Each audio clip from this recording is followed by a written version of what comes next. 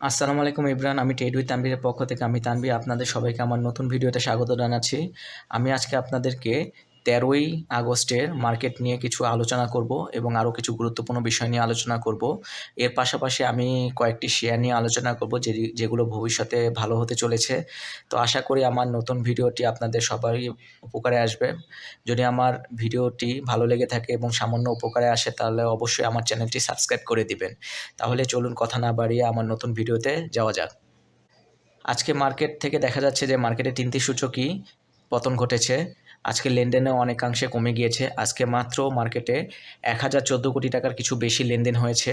মার্কেটের মূল সূচক প্রায় 64 পয়েন্টের বেশি মাইনাস হয়েছে। মার্কেটে সরিয়া সূচক 15.5 পয়েন্টের বেশি মাইনাস হয়েছে এবং ডিএসসি 30 সূচক 19.5 পয়েন্টের মতো মাইনাস হয়েছে। তাহলে দেখা যাচ্ছে মার্কেট 3টি সূচকই মাইনাস হয়েছে। গত 2 দিন ধরে আমি পর্যালোচনা করে দেখেছিলাম। আমার গত ভিডিওগুলো যারা দেখেছেন তারা অবশ্যই আভাস পেয়ে গিয়েছিলেন।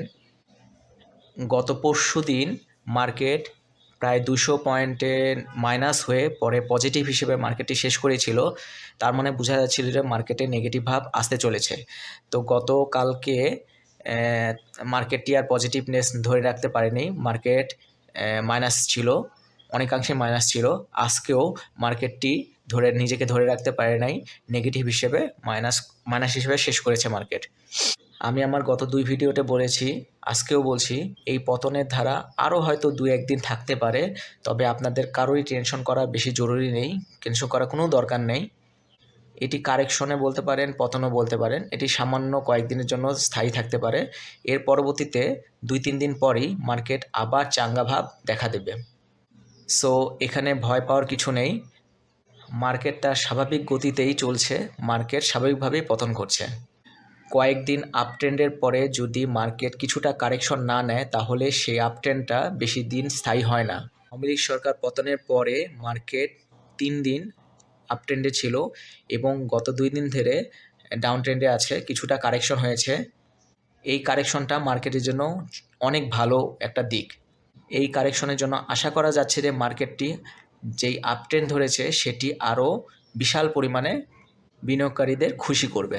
নিচের দিকে আসলে দেখা যাচ্ছে যে আজকে মার্কেট কারেকশনের পরেও 5টি কোম্পানি হল্টের অবস্থায় ছিল। সো এটি মার্কেটের জন্য ভালো একটা দিক। আজকে দেখা যাচ্ছে যে 105টি কোম্পানির দাম বৃদ্ধি পেয়েছে, 265টি কোম্পানির দাম কমে গিয়েছে এবং 23টি কোম্পানির দাম অপরিবর্তিত অবস্থায় ছিল। এখন আমি যে বিষয়টি নিয়ে আলোচনা করব সেটি হচ্ছে মঙ্গলবারের লেনদেনের শীর্ষ 10 শেয়ার।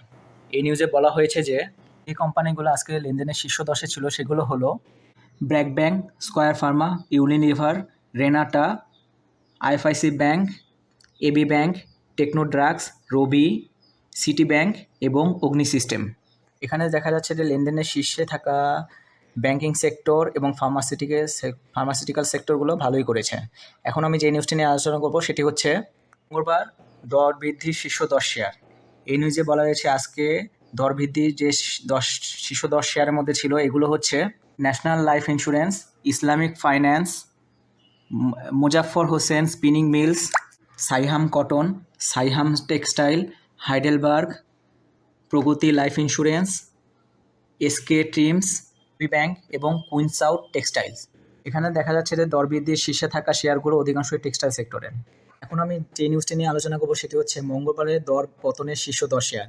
এখানে আজকে দর পতনে যে শীর্ষ 10 শেয়ার ছিল সেগুলোর মধ্যে অন্যতমগুলো হলো Islamic bank, Bangladesh steel, Jamuna bank, Unilever, ACI, Apex tannery, Singer BD, Walton, Sonali paper এবং বিচ হ্যাচারি।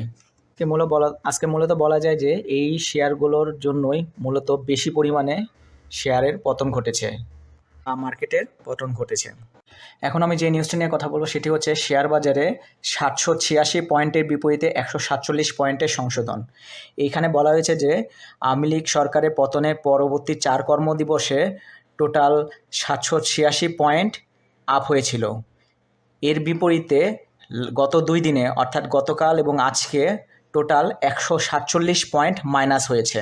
মার্কেটে আপস অ্যান্ড ডাউনস থাকবেই, শুধুই যে পয়েন্ট বেড়ে যাবে তা নয়, পয়েন্ট কিছুটা কারেকশন হতেই হবে।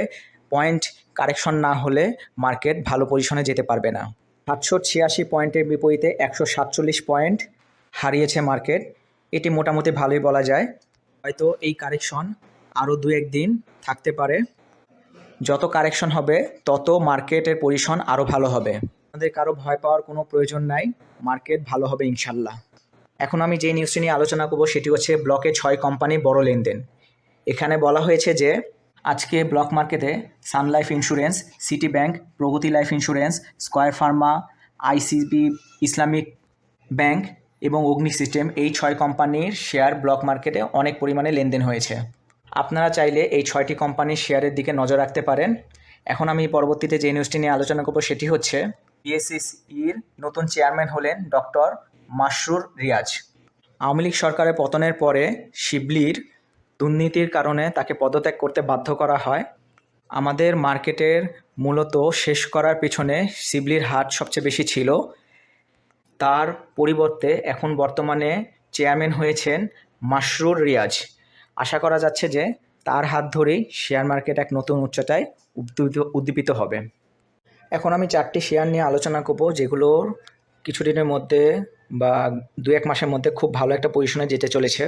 তো প্রথমেই যে শেয়ারটি নিয়ে আলোচনা করব সেটি হচ্ছে সোনালী পেপার।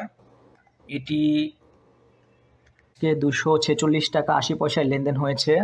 কোম্পানির চার্ট প্যাটার্ন দেখলে দেখা যাচ্ছে যে শেয়ারটি তার সর্বনিম্ন লোতে অবস্থান করছে, যে কোনো সময় এখান থেকে রিভার্স যেতে পারে। এখানে এখন ভলিউম বাড়তে শুরু করেছে এবং এখানে ডাব্লু প্যাটার্নের মতো একটা প্যাটার্ন সৃষ্টি করেছে। সো যে কোনো সময় এই ডাব্লু প্যাটার্ন এখান থেকে যে কোনো সময় ভালো একটা পজিশনে যেতে পারে। সো আপনারা চাইলে এই শেয়ারটির দিকে নজর রাখতে পারেন। এর পরবর্তী আমি যে শেয়ারটি নিয়ে আলোচনা করব সেটি হচ্ছে আমরা নেটওয়ার্ক। আইটি সেক্টরে এই শেয়ারটি এখন আজকে বর্তমানে মূল্য ছিল 36 টাকা 30 পয়সা।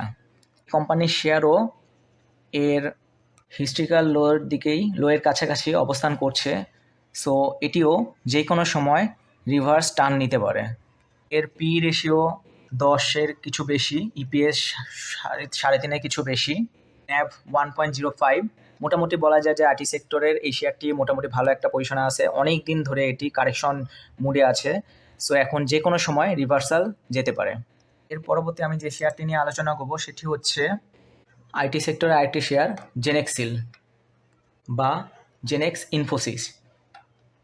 এটি আইটি সেক্টরের অনেক ভালো একটা শেয়ার। এই শেয়ারের চার্ট প্যাটার্ন দেখলে বোঝা যাচ্ছে যে এই শেয়ারটিও হিস্ট্রিক্যাল লোয়ের কাছাকাছি অবস্থান করছে এবং এখানে একটা ডাব্লু প্যাটার্নে ক্রিয়েট করার পথে রয়েছে। সো এটিও এনি টাইম রিভার্স নিতে পারে।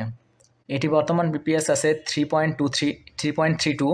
গ্রাফিক্যাল পজিশনও এটি একটা চমৎকার পজিশনে রয়েছে এবং এটি হিস্ট্রিক্যাল লোয়ের কাছাকাছি অবস্থান করছে। এনি টাইম এটি রিভার্স দিতে পারে। এর পরবর্তী আমি লাস্ট যে শেয়ারটি নিয়ে 4 নম্বর শেয়ার নিয়ে আলোচনা করব সেটি হচ্ছে সিপার্ল। হোটেল সেক্টরের একটি শেয়ার হচ্ছে সিপার্ল। এটির পি রেশিও 11.17, ইপিএস 5.81, ন্যাভ 0.27। এর চার্ট প্যাটার্ন দেখলে দেখা যাচ্ছে যে এই শেয়ারটিও তার হিস্ট্রিক্যাল লোয়ের কাছাকাছি অবস্থান করছে।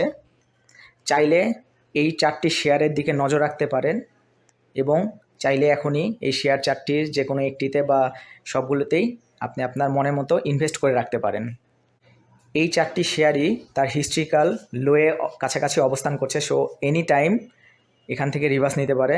কিছু কিছু শেয়ার এখানে ডাব্লু প্যাটার্ন সৃষ্টি করেছে বা এর কাছাকাছি রয়েছে। আশা করি আজকের ভিডিওটি আপনাদের ভালো লেগে থাকবে। আপনাদের সামান্যতম উপকারে আসলে আমার ভিডিওগুলোতে লাইক করবেন এবং আমার চ্যানেলটি সাবস্ক্রাইব করে দিবেন, যাতে আমার চ্যানেলটি থেকে আপলোড করা যে কোনো ভিডিও দ্রুত পেয়ে যান। সো সবাইকে ধন্যবাদ। খোদা হাফেজ।